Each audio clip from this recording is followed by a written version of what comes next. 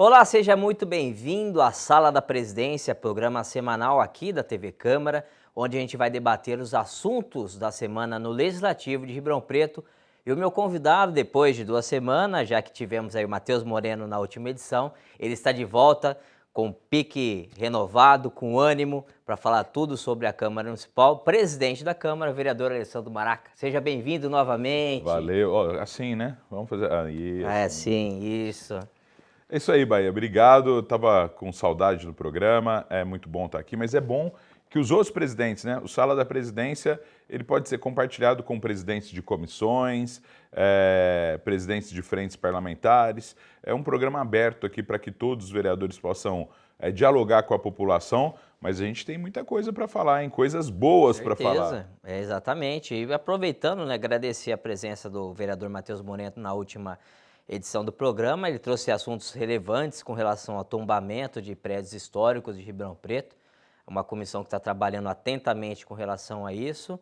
E a gente espera novidades também para os próximos dias, né? As próximas reuniões da Comissão de Lazer, Cultura e Esporte. Até porque precisamos mesmo, nós precisamos defender o patrimônio histórico e cultural de Ribeirão Preto, mas também precisamos entender que não adianta tombar esses prédios e não dar subsídios para que os proprietários ou até mesmo o governo também reformem esses prédios. Fazer o tombamento e não trazer uma solução, às vezes é muito mais cruel. E outra coisa, né? Existem alguns prédios em Ribeirão Preto que estão condenados. Por exemplo, lá na Ciania Matarazzo, ali só fica o esqueleto. O que há de se falar em tombamento ali? O que a gente pode fazer é o resgate de alguns espaços ali. Por exemplo, nós temos 2 muros muito altos ali, ainda com inscrição das Indústrias Reunidas Matarazzo, que funcionou ali na Ciania Matarazzo. Só que assim, se a gente não fizer nada, quem vai sofrer é a população do entorno, né? Levei lá uma vez o Paulo Scaff,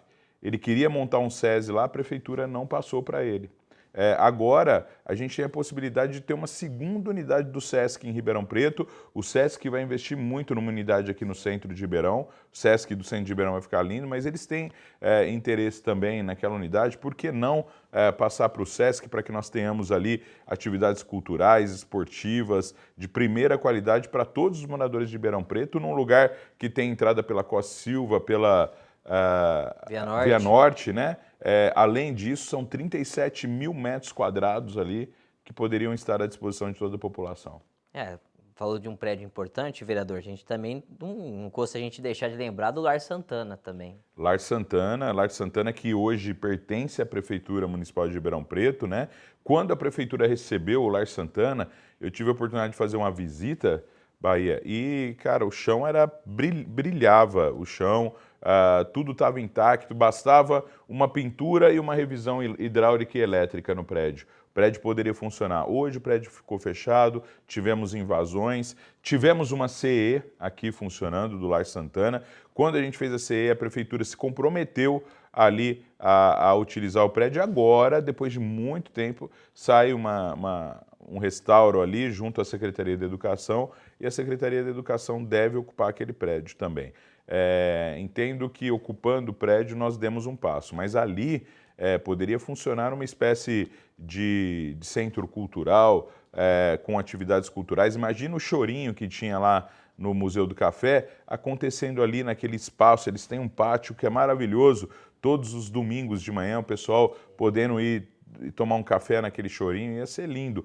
Alguma coisa tem que ser feita ali, nós não podemos esperar mais. Tá certo, a gente aguarda aí que o Executivo tome as devidas providências.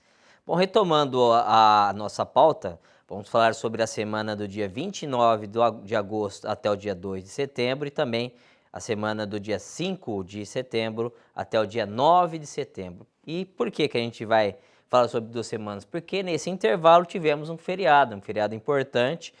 O dia 7 de setembro se comemorou o bicentenário da independência do Brasil. Então fica aí a nossa homenagem, né, à população brasileira, ao município de Ribeirão Preto. Tivemos aí o bicentenário sendo comemorado em Ribeirão Preto. O senhor participou das festividades, vereador? Cara, eu estava em São Joaquim da Barra, estava aqui próximo, né? Mas à noite acabei saindo com as filhas, a gente foi conhecer algumas atividades que estavam acontecendo em Ribeirão Preto, mas o importante da gente dizer do 7 de setembro, né, são os marcos que nós temos em Ribeirão Preto. Eu estou falando de marcos porque Ribeirão Preto inaugurou, naquele 7 de setembro, um obelisco aí em homenagem aos 200 anos da independência do Brasil, numa imagem que eu achei que a escultura é uma escultura metálica ali, ela ficou bonita, mas eu acho que ela tem um muro embaixo, que aquele muro não é representativo da liberdade, né? Mas mesmo assim, eu acho que é mais um marco para Ribeirão, mais um local para Ribeirão Preto reverenciar, dessa vez, os 200 anos da independência. E aí também a gente resgata um pouco, né? A gente resgata um pouco do que foi Dom Pedro I, né? Em que condições a independência do Brasil ela foi proclamada, como a família real lidou com isso naquela época, né? Dom Pedro, ele sai do Brasil também, volta a Portugal depois de proclamar a independência, deixa aqui o príncipe regente, o Pedro II, que teve o maior reinado, né, da história do país, 40 anos de reinado, e Pedro I também era uma figura bastante polêmica. Ele, você notava que ele tinha um apelo popular muito grande, que a população gostava dele, mas ao mesmo tempo ele tinha algumas ações que não eram tão bem vistas assim naquela época, né? Inclusive os casos amorosos que são famosos e muitas brigas conjugais também com a esposa. Então, mas isso a gente pode estender a muitas figuras, né? A gente teve também, além do 7 de setembro, nós tivemos nessa semana a morte da rainha da Inglaterra. 70 anos de reinado. Pois é, 70 anos, o terceiro mais longo da história, né? E acho que entre as mulheres é o mais longo da história, mas que também é bastante controverso. Tem algumas ações que foram extremamente humanistas e outras contestadas. Durante muito tempo, a Inglaterra ainda manteve sob domínio dela algumas colônias nesse período. Na África e na Ásia, né? Exatamente. Então, eu chego à conclusão de que ser rei parece que é uma coisa gloriosa e muito fácil, mas não é não, viu? É complicado. Eu acho que você tem que ter bastante discernimento das coisas. Bom, e Ribeirão Preto tem algumas referências, né, a esse período da independência do Brasil, como podemos citar aí a Avenida Dom Pedro I, a Rua 7 de Setembro e a Avenida Independência, além do Jardim Independência também. Nós temos também a Praça 7 de Setembro, né? Exatamente. E a Praça 7 de Setembro ela tem uma peculiaridade também. Nós tivemos um prefeito aqui em Ribeirão Preto, um prefeito que foi o primeiro juiz da cidade, o Guzmão, depois foi vereador, presidente, vice-presidente da Câmara e foi prefeito de Ribeirão Preto, e aquela praça tinha o nome dele. 50 anos depois, a Câmara Municipal foi lá e colocou o nome de 7 de setembro e recentemente houve uma reforma ali na praça e voltaram com o nome dele, mas a população conhece ali como Praça 7 de Setembro. Exatamente, já ficou no gosto popular. Então a gente começa esse programa, vamos falar sobre a previsão orçamentária para 2023? Só voltando, o prefeito é o Aureliano Guzmão, né? Aureliano Guzmão. Manuel Aureliano Guzmão. Ele foi o primeiro juiz de Ribeirão Preto e ele foi vereador, presidente da Câmara e prefeito da cidade de Ribeirão Preto. Gabaritou em A Ribeirão. praça tem esse nome, veio a se chamar 7 de setembro e hoje ela acaba levando os dois nomes. Se você entrar, por exemplo, no Google Maps, ali está 7 de setembro, mas se você for lá, tem uma plaquinha, se não me engano, de 2010 ou 2009, com uma reforma lá e já chamando a praça novamente de Aureliano Guzmão. Desculpa, viu? Não, tranquilo, vamos dando sequência, vamos falar sobre a previsão orçamentária para 2023 aqui na Câmara Municipal, que a tendência é que seja em 3,5%, né? A menor desde o início da Constituição de 1988. Importante Exatamente. número.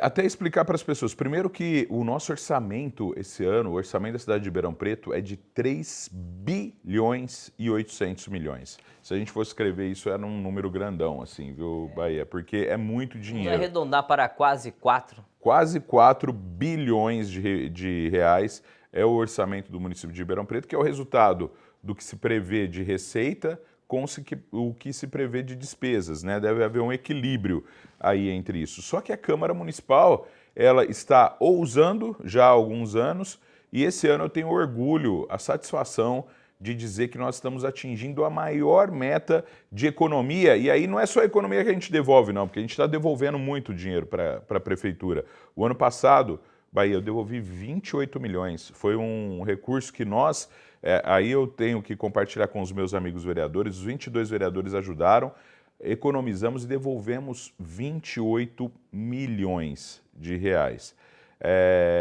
Esse recurso, ele foi possível fazer o Acolhe Ribeirão, investimentos na cidade, como o AME do idoso tem recebido recursos da Câmara Municipal, entre outros, porque foram 28 milhões economizados. Agora, o que a gente está fazendo esse ano, e aí a gente também espera que o Tribunal de Contas reconheça esse esforço da Câmara, é diminuir em 1% o repasse que a Câmara teria direito. A Câmara teria direito, constitucionalmente, você lembrou bem, desde a Constituição de 88, a Câmara Municipal recebe 4,5% do orçamento. O ano que vem nós abrimos mão já devolvemos para a Prefeitura 1% disso. Sabe quanto significa isso? Aproximadamente 38 milhões de reais. 38 milhões que a Câmara fala antes de começar o ano. Então agora, no final do ano, a gente vai saber quanto que eu vou entregar esse ano também. O ano passado eu devolvi 28, mas a gente já tinha aberto mão de um certo montante, e agora nós vamos economizar esse ano. Só que o ano que vem, nós vamos, além de economizar durante o ano todo, já devolver para a Prefeitura, no início do ano, esse dinheiro. Só para vocês terem uma ideia, 38 milhões, eu fiz algumas anotações aqui para fazer um paralelo, como isso poderia mudar a vida das pessoas. 38 milhões que eu estou fazendo a Câmara devolver, receber a menos no orçamento dela, é o suficiente para construir 10 UPAs, é o suficiente para construir 15 creches, é o suficiente para construir, ou reformar, aliás, para reformar 100 unidades básicas de saúde.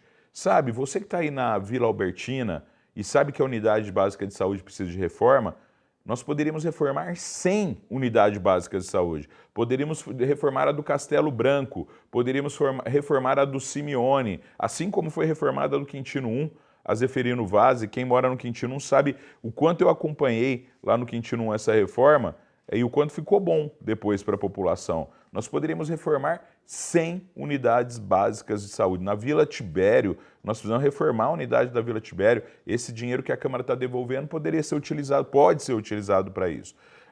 Além de reformar a unidade básica de saúde, nós poderíamos recapear mais de 50 quilômetros de rua em Ribeirão Preto com esse dinheiro que a Câmara está abrindo mão. 50 quilômetros de rua. É recapear o Quintino 2 inteiro, é recapear o Simeone, é recapear o Parque Ribeirão, é recapear o Ribeirão Verde, algumas ruas do Ribeirão Verde, é recapear a Vila Carvalho, o Tanquinho, né? Que tem ruas no Tanquinho que precisam de recapeamento. Tudo isso daria para fazer com esse dinheiro que a Câmara está dizendo para a Prefeitura. Olha, nós vamos devolver antes de começar o ano para você.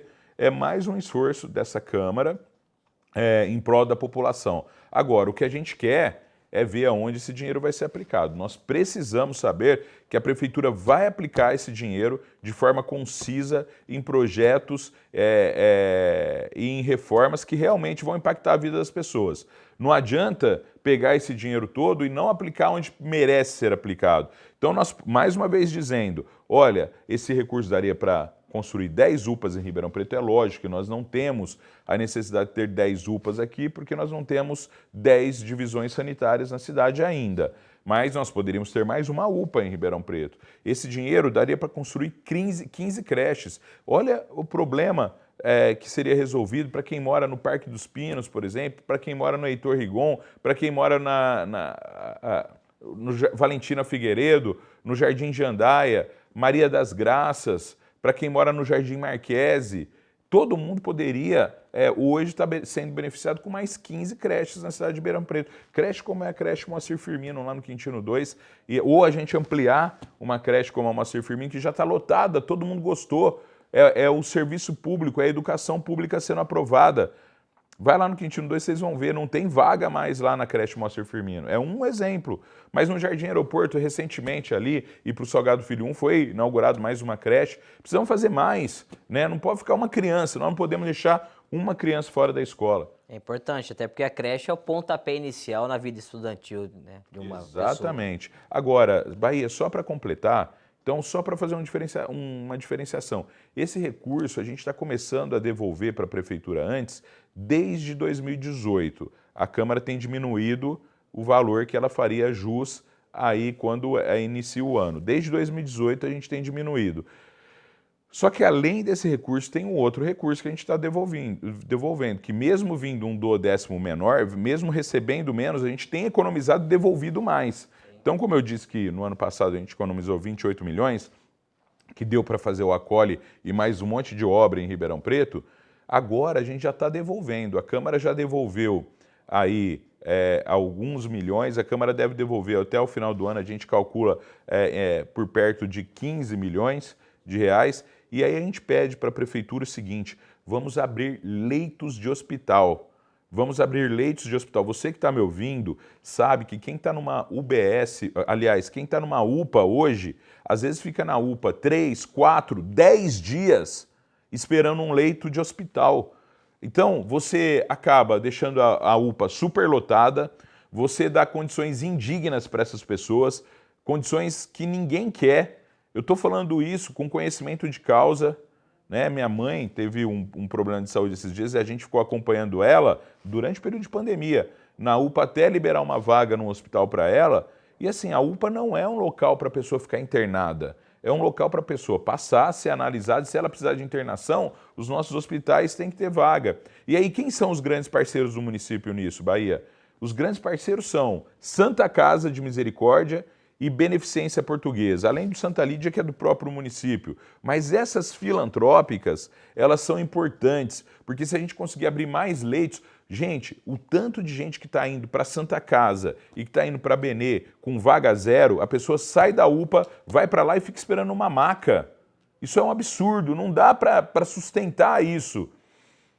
A pessoa precisando de atendimento médico esperando numa maca. A culpa é da Santa Casa e da Benê? Não, porque eles não têm essa estrutura. Agora, a Câmara está devolvendo dinheiro. Por que a Prefeitura? Vamos fazer isso, vamos fazer esse esforço. E eu entendo que a Prefeitura ela teve sensibilidade na hora de criar o acolhe. O prefeito teve sensibilidade e criou o acolhe junto com a gente.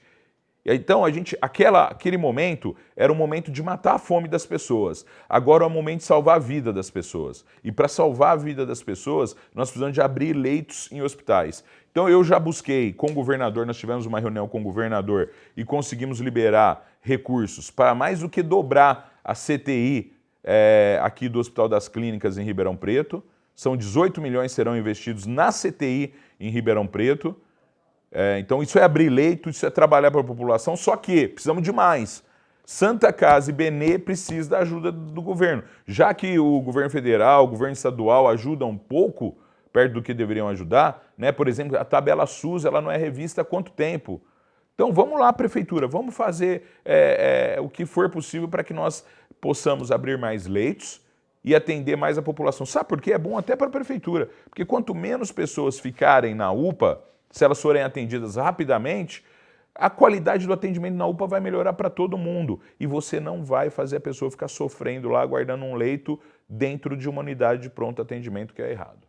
Tá certo, vereador. Vamos agora debater os outros temas, né? Temos aí um pouco menos de 10 minutos, mas a gente vai conseguir passar uma pincelada, dar uma pincelada rapidinha nos assuntos. Só lembrando, fazendo uma retrospectiva, em 2019 o repasse era de 4,08%, 2020 3,89%, 2021 o repasse diminuiu para 3,97%, este ano 3,69% e futuramente, em 2023, vamos chegar aí na marca dos 3,5%. É isso aí. Avançamos gradualmente, com responsabilidade, e nós vamos chegar em 3,5%. Só para vocês fazerem uma outra comparação, 4,5%, a gente tirando esse 1%, 1% que nós tiramos é mais do que hoje é o orçamento da secretaria. Então vamos lá. Hoje o que a gente está abrindo mão é mais do que o orçamento da Secretaria de Esportes e da Secretaria de Cultura juntos. Então, por exemplo, se a prefeitura quisesse, ela poderia dobrar o orçamento dessa secretaria sem tirar um centavo do bolso, só com o que a Câmara está economizando. Mas é lógico que o momento agora também é para olhar. A gente pode melhorar o orçamento do esporte, a gente pode melhorar o orçamento da cultura, mas é hora para a gente olhar para os nossos hospitais, abrir mais leito e vagas de hospitais em Ribeirão Preto. É hora da gente trabalhar a questão do hospital veterinário em Ribeirão Preto, de atender os nossos animais. Pessoas estão desesperadas com cães que são acidentados na rua e que a prefeitura não tem como hoje atender. Então, vamos fazer esses investimentos que eu acho que tem tudo para a cidade crescer muito mais com qualidade. Bom, vereador, a gente falou bastante aí dessa previsão do orçamento da Câmara para o ano que vem. A gente vai debater alguns projetos de maneira rápida, porque o nosso tempo, infelizmente, ele é curto. Vamos começar aí sobre, já que falou de saúde, vamos falar sobre a Política Municipal de Cuidados Paliativos, que foi discutido em sessão ordinária e foi aprovado aqui pela Casa. Pois é, esse é um projeto de lei, Bahia, que eu tenho muito orgulho. Eu comecei a escrever esse projeto de lei. No meio do caminho recebi uma ajuda significativa do vereador Sérgio Zerbinato e da equipe dele também. E aí outras pessoas, como a doutora Marísia, e grupos e hospitais também colaboraram com essa lei. Nós fizemos a lei aqui, a lei muito boa, tratando dos cuidados paliativos, dos cuidados com aquelas pessoas que precisam de carinho, né, e que tem uma condição de saúde muito debilitada, muito difícil, e nós precisamos de amparar essas pessoas, né? O prefeito vetou o projeto, mas é aquele tipo de veto que a gente entende. Por quê? Mesmo vetando, ele chamou a Câmara, chamou o vereador Zerbinato, chamou o vereador Maraca, e nós discutimos com ele a possibilidade da prefeitura mandar o mesmo projeto. Então a prefeitura pegou aquele projeto, fez algumas adaptações e mandou, e agora a gente tem em Ribeirão Preto instituída a política de cuidados paliativos para aquelas pessoas que estão mais debilitadas e que mais precisam. Isso agora tem que ser colocado em prática e nós precisamos dar condições para essas famílias que têm pessoas que precisam desses cuidados e também para que essas pessoas possam ter dignidade em toda a sua vida. Outro projeto discutido e muito importante é o projeto que inclui artistas negros em publicidades no município. Um exemplo bacana aí no combate, né, esse crime hediondo e horrível chamado racismo. Pois é, exatamente. É uma forma, né, da gente minimizar essa questão. Outras políticas públicas precisam ser implantadas no mesmo sentido. É um projeto ainda, mas foi um projeto aprovado e que agora vai para o prefeito. Estamos esperando, aguardando que seja sancionado o projeto e que em peças publicitárias, por exemplo, da prefeitura, tenha aí essa garantia da participação de todos. Eu tenho visto algumas peças publicitárias já, com a participação de todos e é isso que tem que acontecer. Mas a gente precisa de institucionalizar isso porque ainda precisamos de dar todas as garantias.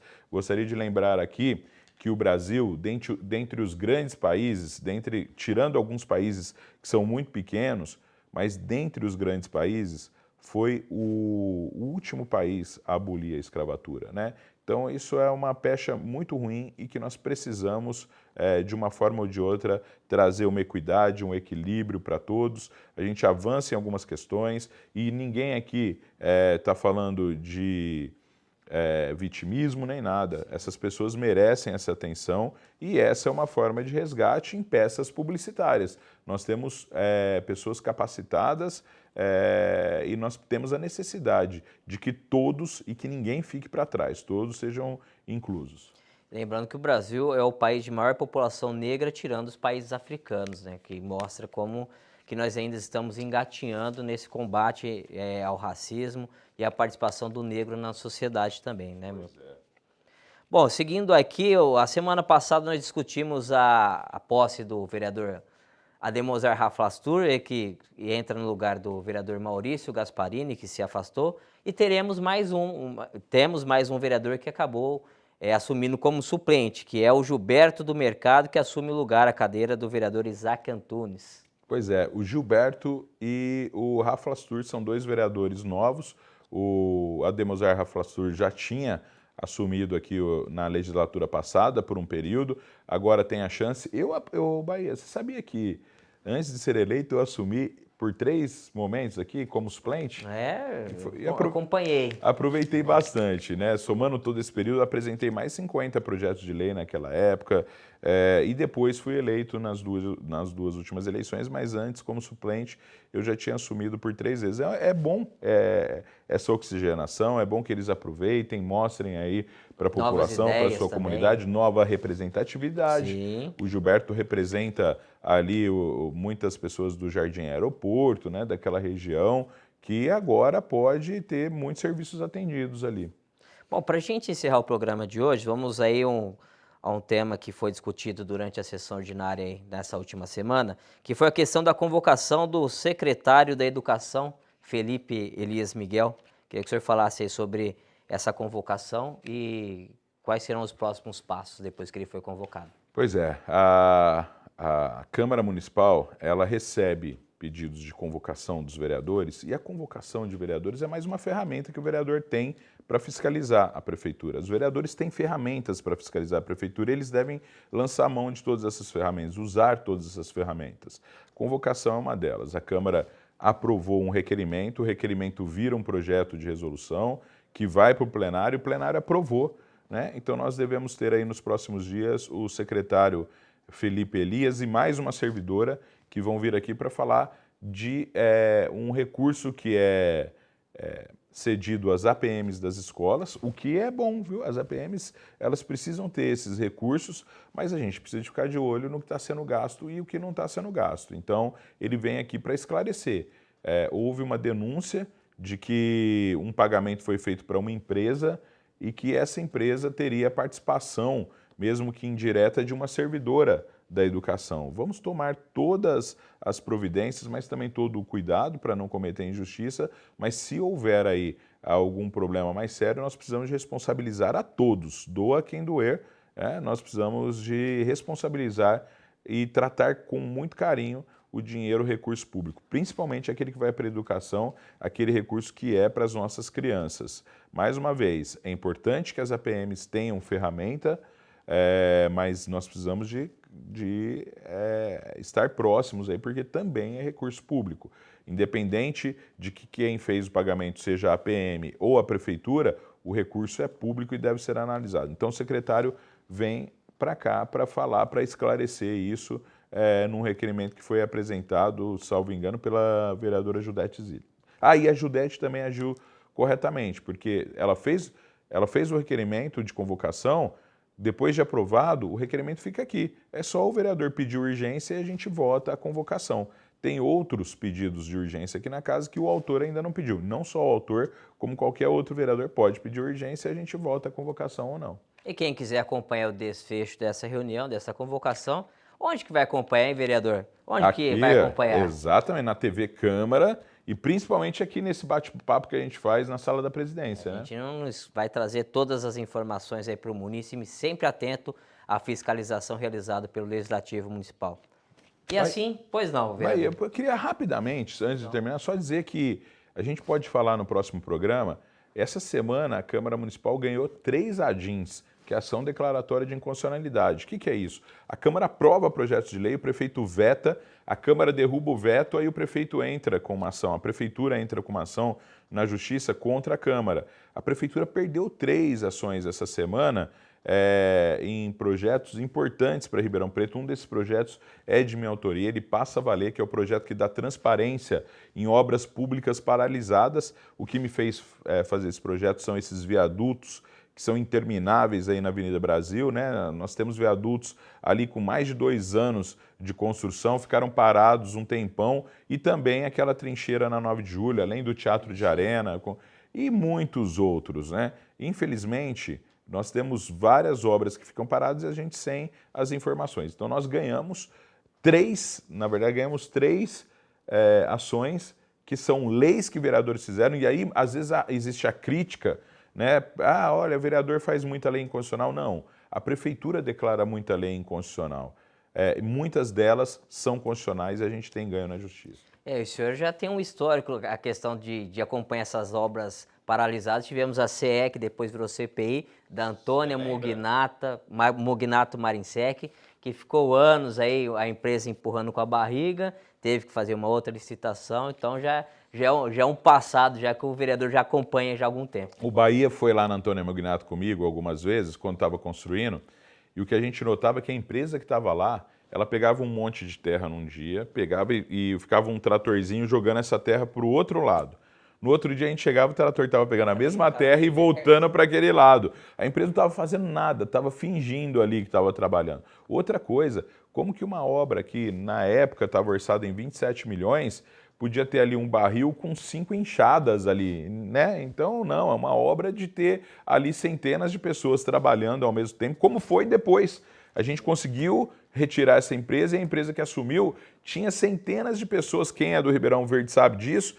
Até hoje as pessoas me param no Ribeirão Verde e falam assim, Maraca, aquela avenida existe por conta do seu trabalho. Eu digo que não é só por conta do meu trabalho, por conta do trabalho da Câmara, que na época eu pude capitanear, mas que deu um resultado muito bom mesmo. Nós tivemos uma avenida em Ribeirão Preto que estava parada há anos, a gente foi lá e fez a construção andar e foi muito bom. Você lembra disso? Isso, para a gente fazer justiça, lembremos dos vereadores Bertin Scandiuzzi e Eliseu Rocha, que participaram da primeira CE, depois o negócio ficou tão sério que acabou virando uma CPI. Exatamente, Bertinho e Eliseu Rocha, e a gente, a prefeitura, ela ainda recebeu da gente o pedido para declarar a empresa como inidônea, né, para que essa empresa não participe de novas licitações, e também fazer uma multa em cima da empresa. É uma pena que a prefeitura deixou a empresa resgatar a caução que ela tinha para depois fazer a cobrança da multa, né? Senão eram mais recursos nos cofres públicos, a multa poderia chegar a 2.700.000, o que daria para a gente fazer um entroncamento melhor ali da Mugnato Marinsec com a rodovia em Anguera. Tá certo, eu agradeço então as informações, vereador Alessandro Maraca, trazendo todas as informações do Legislativo. A gente volta, marca já o compromisso para a próxima semana. E hoje a gente termina assim, independência ou morte. Até lá, semana que vem muito mais Sala da Presidência.